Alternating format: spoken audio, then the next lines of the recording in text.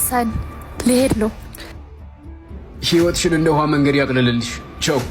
ታዲያ ግን ወደ ህይወቴ ከምትመጣው ሴት ጋር አንቺ ስትሄጂ እሷ ስትመጣ መንገድ ላይ እንዳትጋጩ አደራሽ። ግን ሚስት ከፈጣሪ እንደምትሰጥ ታውቃለህ? ተጽፎ አንብቤያለሁ። ትዳርስ የፈጣሪ እንደሆነ ታውቃለህ? አዎ ሲባል ሰምቻለሁ። ግን ሚስትም ከፈጣሪ ብትሆን ትዳርም የፈጣሪ ቢሆን ኑሮ ፍቅርም ያንድ ቀን ትዳርም የሳምንት አይሆንም ነበር።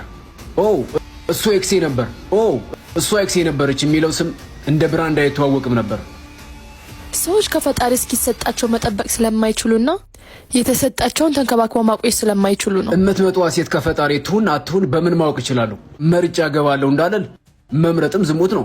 ፈጣሪ የሰጠኝ ሴት ናት ብዬ ተቀበልኳት ሴትም ሰላሜን የምትነሳይ ከሆነ የሚመጡትን ተቀብሎ መንከባከብ፣ የሚሄዱትን ደግሞ መርቆ እየሸኙ ዝም ብሎ መኖር አይሻልም?